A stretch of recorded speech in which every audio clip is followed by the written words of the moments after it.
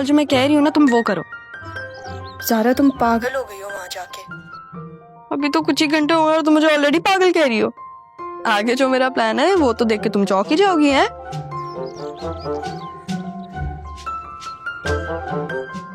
Hello सारा, call काट दी इसने बेचारी। ऐसा लगता है एक्चुअली मैं शादी करूंगी। कपड़े बदलूं मैं, काफी देर हो गई।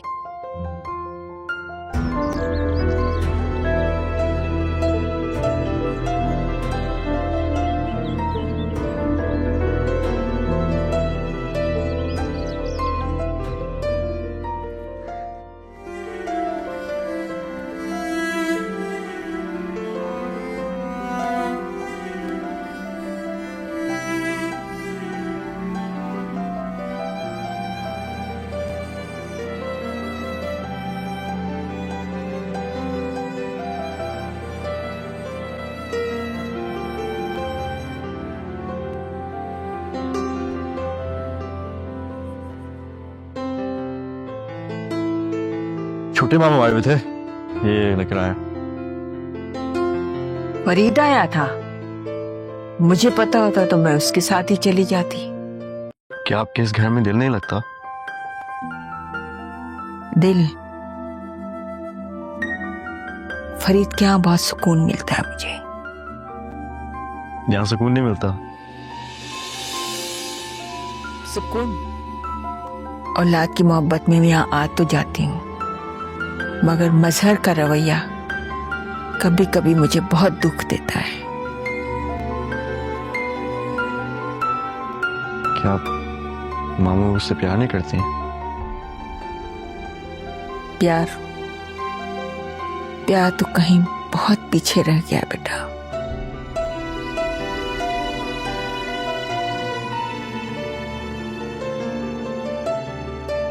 ना, ये कैसे हो सकता है? मतलब माएं तो अपने बच्चों से बहुत प्यार करती हैं। ऐसा नहीं है, ये सब बातें हैं। माएं अपने बच्चों से बराबर का प्यार करती हैं, दर्जा रखती हैं, बहुत मुश्किल है।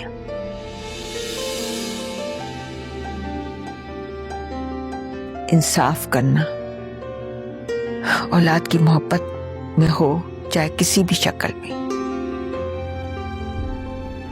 मजहर के साथ भी मैंने यही किया। छोटी सी उम्र में उस पर इजाफी जिम्मेदारियां बोझ डालकर उसकी मोहब्बत, उसका वो सुनहरा दौर जो उसका हक था, मैंने छीन लिया। मजहर भी ठीक ही कहता है कि हम सब ने उसे अपने अपने हिस्से के लिए इस्तेमाल किया।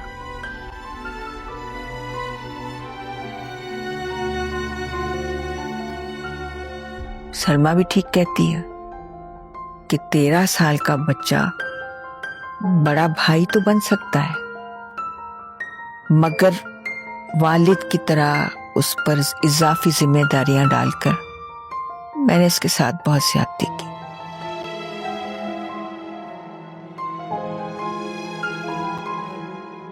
जिसका मुझे बहुत पछतावा रहता है, बहुत दुख होता है। अब उसका रवैया ऐसा तल्ख हो गया है कि मैं बर्दाश्त नहीं कर सकती।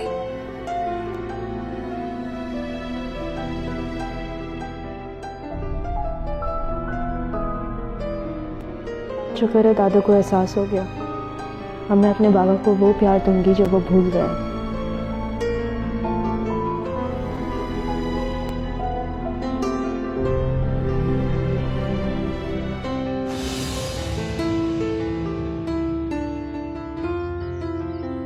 सलमा जी, तुम्हारी बात हुई उनसे? किससे? सबके सामने मैंने तुम्हें कहा था मुनव्वर की माँ से बात करनी है तुम्हें, तुम क्यों नहीं कर रही हो? मैं करूं उनको फोन? अच्छा लगता हूं मैं उनसे बात करता हुआ, घर में कोई मर्द है नहीं उनके, और मुनव्वर से बात करना मुनासिब नहीं है। वो मुझे आपसे एक बात करनी थी। कोई बात मुझसे करने से बेहतर है कि फोन पकड़ो और मिलाओ, मुनव्वर की माँ से बात करो।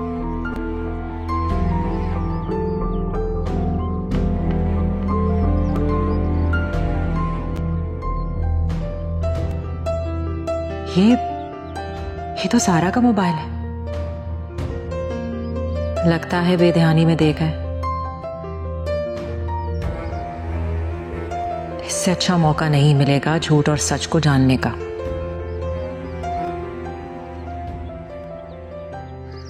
शाजिया, दवा खाई थी तुमने? जी अब्बा जी, खाई थी दवाई, लेकिन पता नहीं क्यों फिर भी मेरा दिल घबरा रहा है। क्या हुआ? तुम ठीक हो ना? जी मैं तो बिल्कुल ठीक हूँ, आपके सामने हूँ मैं। मुझे पता है तुम मेरे सामने हो, लेकिन पता नहीं क्यों मेरा दिल तुम्हारे लिए घबराता है। नाना मियाँ, इनकी तबीयत पहले कभी ऐसे हुई है? जैसे तुम्हें नहीं पता। तुम्हें अच्छी तरह पता है कैसी हो जाती है इनकी तबीयत। अच्छा आप हिम्मत करें, हम हॉस्पिटल चलते हैं। अरे नहीं नहीं, मैं ठीक हूँ, मैंने कहीं नहीं जाना, और ये मुझे तंग मत करो तुम। आप जिद मत करें ना, हम हॉस्पिटल चलते हैं, हम कराची चलते हैं। आ जाए।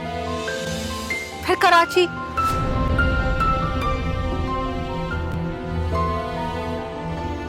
तुम भूलती क्यों नहीं हो कराची को? अब्बा जी यही वजह है मेरी बीमारी की। क्या कर रही हो ज़ारा? क्या मतलब नाना मियाँ? अगर इनका इलाज कराची में होता है तो फिर मैं क्या कर सकती हूँ? और जब आपने हॉस्पिटल में मेरा हाथ पकड़ा था और मुझे बोला था मुझे कराची नहीं जाना, कराची नहीं जाना, तब हम कराची में ही तो थे। कुछ हुआ था आपको? नहीं ना? अब आपकी तबीयत खराब हो रही है, जहाँ इलाज होगा हम वहीं जाएंगे। मैं यही ठीक हूँ, मैंने कहीं नहीं जाना। सही है, मर्जी आपकी, लेकिन फिर अगर आपका दिल घबराए ना तो आप मुझे मत बोलिएगा। आप ज़ारा की मम्मा, इसलिए मैं आपका इतना ख्याल कर रही हूँ।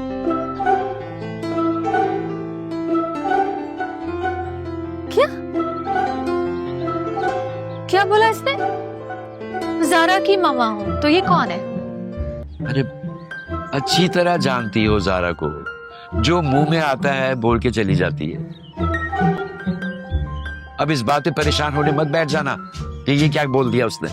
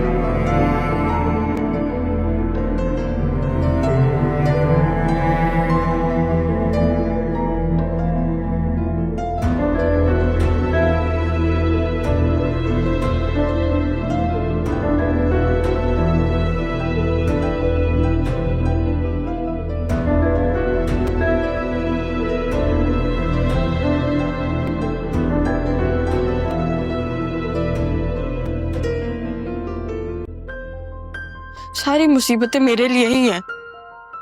यहाँ पे भी मैं डांट सुनूं, वहां पे भी मैं डांट सुनूं। वो तो जहन्नुम ही था, अब ये जन्नत भी है ना, जहन्नुम बन गई है।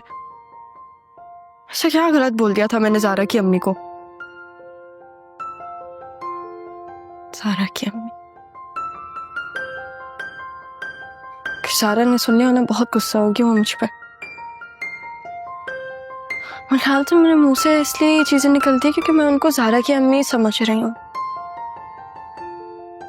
अब ना मैं उन्हें अपनी अम्मी समझूंगी, फिर ऐसा नहीं होगा। मैं क्या करूँ, नहीं होता मुझसे।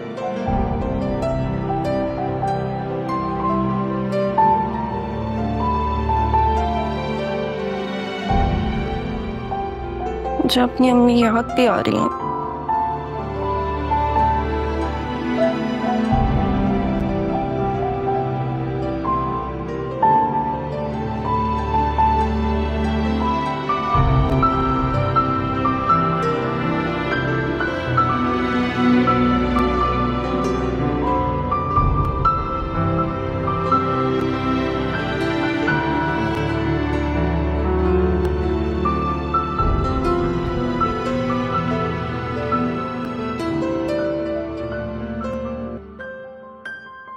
चाय ले लीजिए, ध्यान से गर्म है। सुनो, तुमसे कहा था फोन कर लेना, फोन किया तुमने? आपने बात करवानी थी। मैंने करानी थी? मैंने तो शायद फोन दिया था तुम्हें। नहीं, ये रखा हो। अच्छा बैठो। जी, ये लो, ये बात करो, और ये लाउड स्पीकर पे कर दिया मैंने।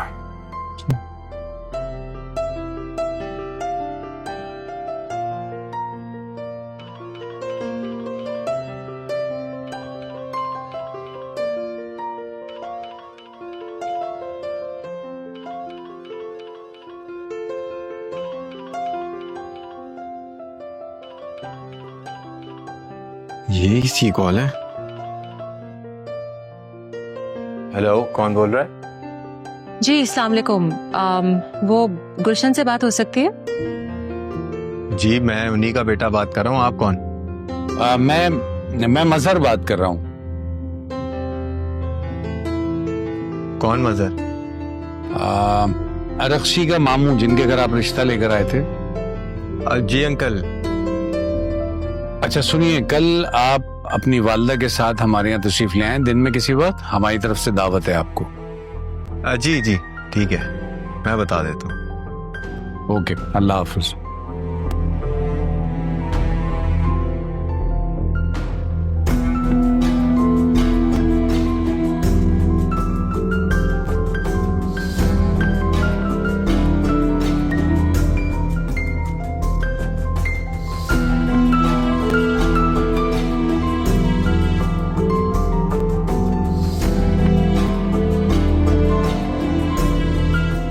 मामू मान गए रक्षी के, रक्षी को ये खुशखबरी तो दें। तुम यहाँ क्या कर रहे हो? ये मेरा फोन तुम्हारे पास है, किसी की कॉल आई थी क्या? जी हाँ, रक्षी के मामू की कॉल आई थी, मजहर अंकल की। वो बोल रहे थे कि कल मुझे और आपको उनके घर दिन में दावत पर जाना है। उन्होंने बात करनी है मेरी और रक्षी की रिश्ते के बारे में आपसे। अच्छा चलो ठीक है, कल की कल देखते हैं।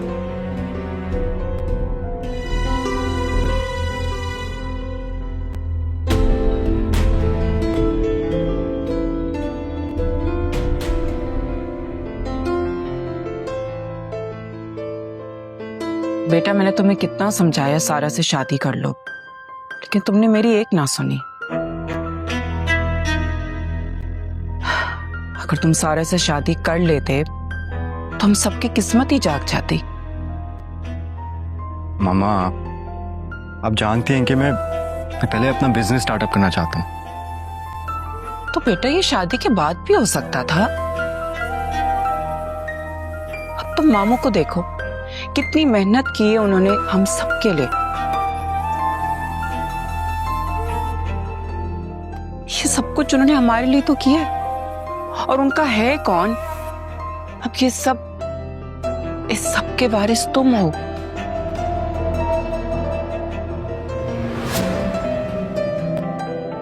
लेकिन तुम हो कि तुम्हें सारा में इंटरेस्ट ही नहीं है।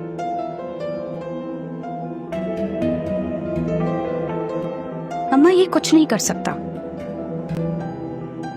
और ये कुछ करेगा भी नहीं, क्योंकि ये बड़े मामू के एहसानों तले दबा हुआ है। चुप हो जाओ रक्षी। क्यों? मैं क्यों चुप हो जाऊं? यही सच है। मैं तो कहती हूँ तुम एक काम करो, तुम जाके बड़े मामू की नौकरी करो, और कल जाके ना उनके साथ शादी की तैयारियां भी शुरू कर दो। तुम चुप होती हो या नहीं? इसे कह कि मेरे सामने अपनी जुबान बंद रखे। इसे देखते ही मेरा खून खौलता है। तुम दोनों चुप कर जाओ। मुझे तो उससे बात ही नहीं करनी। हाँ तो मुझे भी तुमसे कोई बात नहीं करनी। और तुम इतना गुस्सा क्यों आ रहा है? उस सारा की इतनी साइड क्यों ले रहे हो तुम? कहीं तुम्हें भी मोहब्बत नहीं हो गई? फिर से शुरू हो गई। पागल हो गई है ये। मैं जानता हूं कि सारा मुनव्वर से मोहब्बत नहीं करती है, बल्कि वो उससे मिली भी नहीं है।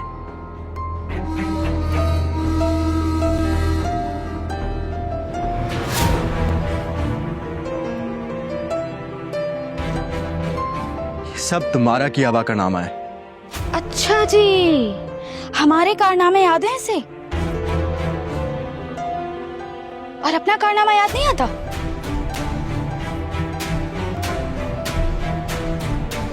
जाके अभी मामू को बताऊं कि किस तरह तुमने उसको बार बार घर से भगाया है। मैं खुद ही बता दूंगा। ओह, तो ये वजह है जिसने मेरा कराची आने का ख्वाब सारा को हैदराबाद भेज कर दिया। That's nice.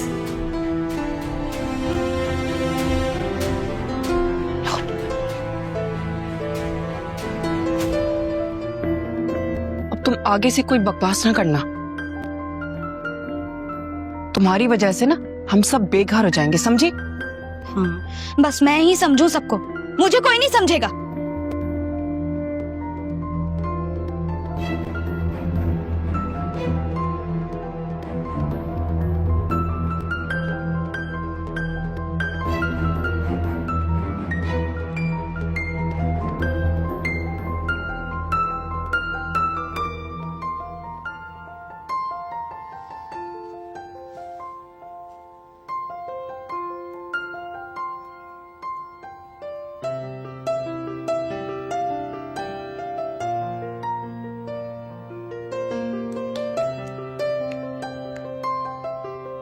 नूरा,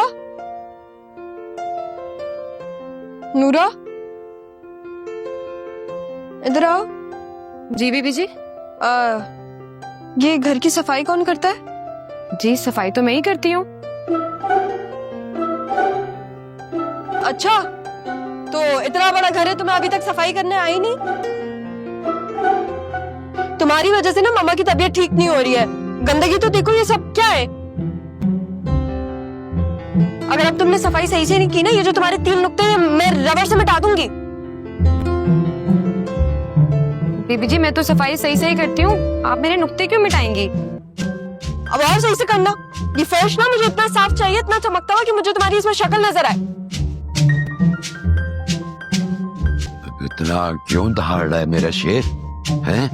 क्या कर दिया भाई? देखे नाना मियाँ, कितनी गंदगी हो रही है यहाँ पे। ये सही से सफाई नहीं करती, इसलिए मम्मा की तबीयत सेट नहीं होती।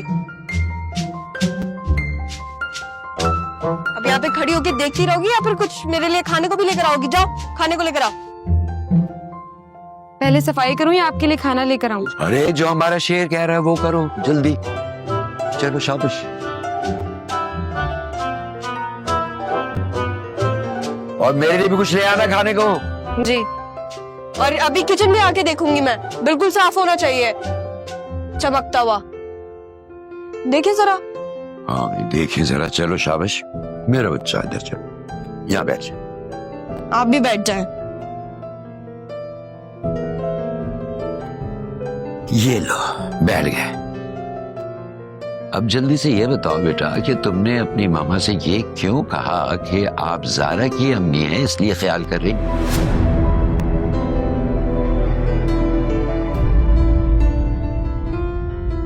मामू ने अपना कार्ड दिया था, उन्हीं के पैसों का ये सब कुछ। तुम्हें तो मुंह भी ना लगाए वो।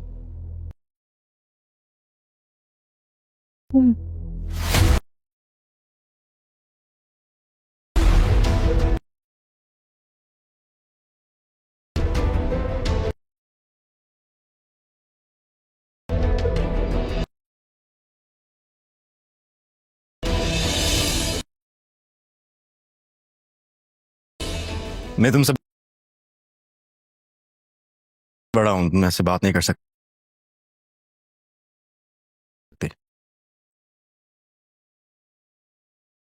तो फिर क्या आपको भाई बोलूं? मैं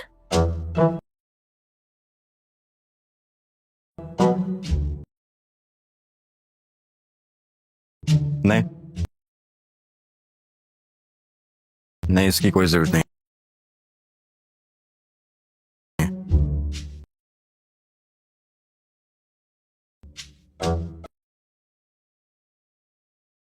तो मुझे समझ नहीं आ रहा है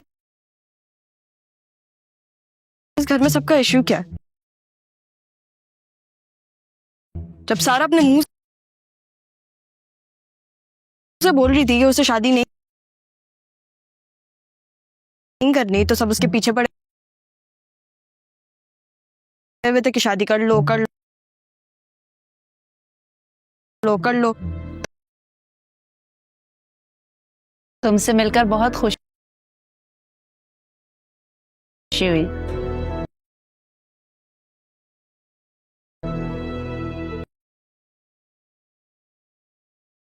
हमें भी ये कहने का मौका दें। आंटी आप तो बहुत अच्छी हैं, स्वेर। लेकिन ये जो आपका बेटा है ना, ये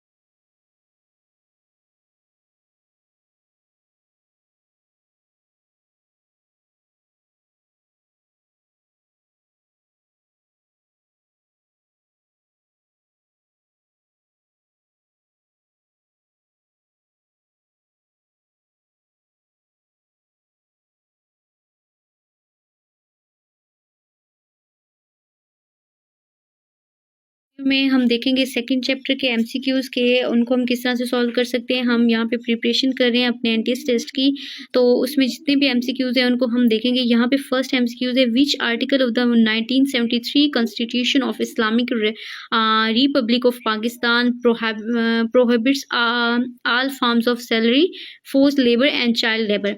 तो 1973 का आइन था, उसके मुताबिक जो चाइल्ड लेबर थी या उस पर कौन से कानून वगैरह लागू किए गए, कौन सी चीज़ें वहाँ पे जो है ना वो की गई, तो उनको वो किस सन में की गई। यहाँ पे 37 है, 11 है, 25 एंड 18, यानी कितनी जो है ना वो बनाई गई और कितनी फाउंडेशंस वगैरह वहाँ पे बनाई गई। तो यहाँ पे इस बुक में आंसर्स भी दिए गए हैं। अगर आप लोगों को आंसर खुद से आता है तो आप लोग फिर भी यहाँ पे लास्ट पे कंफर्म कर सकते हैं, लास्ट पे आंसर है। तो यहाँ पे जो भी इसका आंसर होगा वो यहाँ पे पुट करना है। अब हम देखते हैं सेकेंड एमसीक्यूज। यहाँ पे हमारे पास है, under the factories act 1934 no adult employ defined as a worker who has completed his her 18th year of age can be required or permitted to work in any establishment in excess of hours a day and hours a week। कि इस act के मुताबिक 1934 में एक act बनाया गया और उस एक्ट के मुताबिक कोई भी उस वक्त तक एम्प्लॉय नहीं कहलाया सकता या उसको उस वक्त तक काम नहीं दिया जा सकता जब तक उसकी एज 18 से ज़्यादा ना हो। जब उसकी एज 18 से ज़्यादा होगी तभी उसको कोई भी जॉब दी जाएगी, कोई भी काम दिया जाएगा, ताकि जो चाइल्ड लेबर है उस चीज़ को कम किया जाए। और इस एक्ट के अकॉर्डिंग जो इससे 18 से कम एज के लोग थे उनको जॉब्स नहीं दी जा सकती थी। तो यहाँ पे हमारे पास क्या है, 742, 848, 948 एंड 856। तो इनमें से जो भी करेक्ट आंसर है उस पर हम जो है ना वो टिक का निशान लगाएंगे कि जो भी हमारे अकॉर्डिंग यहाँ पे 848 जो है ना इसका करेक्ट आंसर है। और इसके अलावा हमारे पास है, servile is the opposite of puerile, futile, hearty, foul. यानी यहाँ पे डिफरेंट हैं कि ये किस उसका जो ऑपोजिट है वो कौन सा है। उसके बाद हमारे पास यहाँ पे आ रहा है, in the election of the president of the United State of America the largest number of member of the electrical college are selected from the state of. तो यहाँ पे है कि अगर हमारे पास जो इलेक्शन हुआ था प्रेसिडेंट यानी कि सदर के लिए यूनाइटेड स्टेट अमेरिका में जो इलेक्शन हुआ था उसके अकॉर्डिंग जो लार्जेस्ट नंबर थे मेंबर थी वो इलेक्ट्रिक कॉलेज के जो इलेक्ट किए गए थे वो किस स्टेट में से थे। यानी अमेरिका के वो कौन सी स्टेट थी जहाँ से लार्जेस्ट नंबर ऑफ पीपल को सिलेक्ट किया गया था। न्यूयॉर्क था, कैलिफोर्निया था, टेक्सा एंड फ्लोरिडा। तो कैलिफोर्निया इसका करेक्ट आंसर है कि कैलिफोर्निया के वो बहुत ज़्यादा लार्ज नंबर ऑफ़ पीपल ऐसे थे जिनको प्रेसिडेंट के तौर पर जो है ना जिन्होंने इलेक्शन में हिस्सा लिया था और उनमें से ज़्यादा से ज़्यादा लोग जो है ना वो सिलेक्ट किए गए थे। उसके बाद यहाँ पे हमारे पास है, out of the following the largest ethnic group by population without having a state of its on. यानी इसमें से कौन सा लार्जेस्ट एथनिक ग्रुप है पॉपुलेशन का विदाउट हैविंग अ स्टेट, जिनकी अपनी कोई स्टेट ही नहीं है। मतलब वो बहुत ज़्यादा लोगों का एक बड़ा ग्रुप है, एक एरिया है, तो वहाँ पे पॉपुलेशन बहुत ज़्यादा है, सबसे ज़्यादा पॉपुलेशन है, लेकिन उनकी कोई स्टेट नहीं है, उनका कोई प्रेसिडेंट नहीं है, वहाँ पर कोई इलेक्शंस नहीं होते, कोई ऐसी चीज़ नहीं होती। तो वो कौन सा यहाँ पे एरिया है। तो यहाँ पे कुछ एरियाज़ वगैरह के नाम बताए गए हैं, कुर्दिश, वेल्श, सिक्स, और यहाँ पे ये डिफरेंट जो है ना वो बताए गए हैं कि इसमें से कौन सा करेक्ट आंसर है जिनकी अपनी कोई भी स्टेट नहीं होती। तो यहाँ पे हम बताएंगे, यहाँ पे सिख वो जो है ना वो लोग हैं, वो पॉपुलेशन है जो बहुत ज़्यादा पॉपुलेशन है, लेकिन उनकी अपनी कोई भी स्टेट नहीं है और वो हिंदुओं के साथ ही वो रहते हैं, उनका अपना कोई कंट्री नहीं है, कोई स्टेट नहीं है। The first president of Palestine authority Yasser Arafat died on. यानी फ़लस्तीन का जो फर्स्ट प्रेसिडेंट था यासिर अरफात, वो किस सन में उसकी डेथ हुई और वो जो है ना वो इस दुनिया से गया। तो यहाँ पे 11 सितंबर 2006, 9 नवंबर 2001 एंड 12 दिसंबर 2007। और इसके बाद है यहाँ पर 11 नवंबर 2004। यानी जो फ़लस्तीन का सदर था, फ़लस्तीन का सबसे पहला जो सदर था, फर्स्ट प्रेसिडेंट था यासिर अरफात, उसकी डेथ हुई किस सन में। यहाँ पे एक 11 सितंबर है, 9 नवंबर है, 12 दिसंबर है, फिर 11 नवंबर है, लेकिन यहाँ पे जो सन है 2006 है, 1 है, 7 है, या फिर 2004 है। तो इसके अकॉर्डिंग जो भी यहाँ पे वो प्रेसिडेंट जिसमें भी उसकी डेथ हुई है वो करेक्ट आंसर हमारे पास होगा। यहाँ पे हमारे पास है, which vitamin is provided by sunlight to the body. Body के लिए डिफरेंट विटामिन्स होते हैं जो बहुत ज़्यादा ज़रूरी होते हैं और डिफरेंट चीज़ों से हमारी बॉडी में आते हैं। उनमें से कुछ जो है ना वो सन की रोशनी से आते हैं, कुछ जो हैं वो सब्जियों से आते हैं, खाने से आते हैं, तो उन चीज़ों से। तो अब यहाँ पे हमारे पास है कि वो कौन सा विटामिन है जो सूरज की रोशनी से हमारी बॉडी में आता है। तो विटामिन डी वो विटामिन है जो सनलाइट से हमारी बॉडी में आता है और ये बहुत ज़्यादा इंपॉर्टेंट विटामिन होता है। इसकी कमी से बहुत ज़्यादा बीमारियाँ भी हो सकती हैं, तो इसलिए हमें सनलाइट्स भी लेनी चाहिए ताकि इस विटामिन की कमी भी पूरी होती रहे। The imagery line of 0 degree longitude which passes through green which is called, वो कौन सी लाइंस हैं जो 0 डिग्री से पास होती हैं और ग्रीन विच उसको कहते हैं, और ये जो है ना वो मेरिडियन होती हैं। ट्रॉपिक ऑफ कैंसर होती हैं, ट्रॉपिक ऑफ कैप्रिसॉन होती हैं। यानी कि कौन सी ऐसी लाइंस हैं जो अगर बॉडी में चली जाएँ तो उनमें से कौन सा यहाँ पे हो सकता है। तो इसमें जो ट्रॉपिक ऑफ कैंसर इसका करेक्ट आंसर है। उसके बाद यहाँ पे हमारे पास है the famous book East of Eden is the work John Steinbeck, R.W. Emerson, Bertrand Russell, Ernest Hemingway. तो इसमें से वो कौन सा है जिसकी ये बुक लिखी गई है ईस्ट ऑफ ईडन, या जिसने इस बुक पर काम किया है। Bastille Day is the commercial of the storming of the Bastille Four-stage person which was seen as a sample of the revelations। यहाँ पे कनाडा है, फ्रांस है, USA है, और इसके अलावा हमारे पास यहाँ पे और भी आ रहे हैं। The strait of Hormuz fall between UAE and Oman, Iraq and Iran, Oman and UAE and Qatar. तो ये जो स्टेट ऑफ हॉर्मस है वो किन दो कंट्रीज़ के दरमियान है, यानी कि जो मुआहदा है ये किन दो कंट्रीज़ के दरमियान है। इसमें UAE है, ओमान है, ईरान और इराक है, ईरान, ओमान एंड UAE है। तो इनमें से कौन सा करेक्ट आंसर है वो हम लोगों ने यहाँ पे बताना है। में हम देखेंगे सेकंड चैप्टर के MCQs के, उनको हम किस तरह से सॉल्व कर सकते हैं। हम यहाँ पे प्रिपरेशन कर रहे हैं अपने NTS टेस्ट की, तो उसमें जितने भी MCQs हैं उनको हम देखेंगे। यहाँ पे फर्स्ट MCQs है which article of the 1973 constitution of Islamic Republic of Pakistan prohibits all forms of salary, forced labour and child labour.